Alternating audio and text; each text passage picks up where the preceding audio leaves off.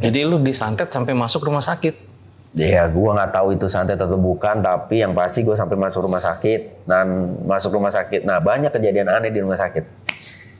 Oke, kita runut dari Jumat gue masuk rumah sakit. Jumat masuk rumah sakit, gue mikirnya gue kena asam lambung kan waktu itu. Dah, masuk rumah sakit, logikanya makanan rumah sakit itu makanan pilihan dong, Sehat. makanan sehat. Begitu gue masuk rumah sakit, gue makan.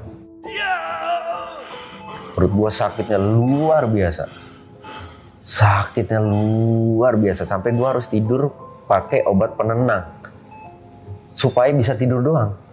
Karena gue bener-bener, aduh kok sakit banget ini, gila. Sebelumnya malah nggak sakit kayak gini. Kok gue sakit ya? Sampai gue harusnya Sabtu Minggu kerja. Terus dokternya datang nih buat periksa. Kenapa kamu? Perut saya sakit banget dok. Gila sakit banget ini, saya bener-bener sakit banget gitu. Oh gitu. Tapi besok saya harus kerja, gimana ya? Ya nggak bisa, dia bilang gitu. Nggak bisa, kamu nggak bisa masuk kerja. Periksa ya fesesnya, kotorannya, air kencing dan segala macam, periksa lagi kata dokternya gitu. Terus gue yang kayak, pengen kerja lagi. Begitu dokternya bilang gue nggak boleh kerja, dan dokter itu keluar dari ruangan gue, seketika sakitnya hilang. Tapi dokter udah ngomong kalau gue nggak boleh cabut dari rumah sakit. Sakitnya hilang dong. Iya. Itu gue seger Jar. Lo tahu sampai gue maksa untuk keluar dari rumah sakit. Oke. Gue sampai ngomongin suster, I'm good, gue nggak kenapa-napa nih. Lah, bukannya sakit? Nggak tahu, ini udah nggak kenapa-napa. Gue mau cabut ya dari rumah sakit. Nih, sampai gue lompat-lompat. Nih dok, suster, nih saya nggak kenapa-napa nih. Cabut, saya mau pulang. Gue bilang gitu dong. Itu di hari Sabtu ya, hari Sabtu. Masya Allah langsung direspon sama Mbak Nini. Jadi ini kamar aku, ini sama anakku.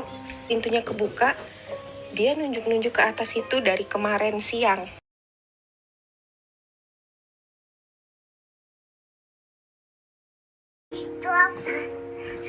Dia ngapain? Warnanya apa? Jadi kakak ini udah tag Mbak Nini di 2 VT ya. Jadi ada VT sebelumnya setelah ini. Nanti kalian cek aja, nanti Mbak Nini tag di bawah akunnya. Memang saat video yang kedua tadi kakaknya menjelaskan menunjukkan ruangan-ruangannya, memang belum ada yang di tag sosok di situ. Tapi di video yang ini, yang pertama itu baru ada terlihat sosoknya gitu ya. Aku mau lihat lebih detail, makanya aku minta kakaknya memvideokan seluruh ruangannya. Ini dia sosoknya tuh hampir sama seperti yang dideskripsikan adiknya. Memang betul mulutnya seperti itu, menganga gitu ya.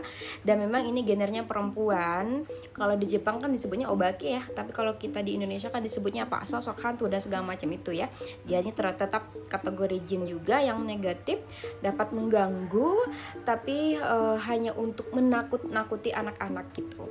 Dia memang hadirnya itu memang tidak ada badannya, memang kayak dari dada ke atas gitu, sifatnya negatif ya. Dan memang betul yang dideskripsikan adiknya, cuma bedanya rambutnya memang tidak warna putih gitu loh. Memang ada perpaduan energi seperti asap yang menyelimuti tubuhnya. Dia udah lama berada di lingkungan tempat tinggal rumah itu sebelum ada keluarga kakak ini.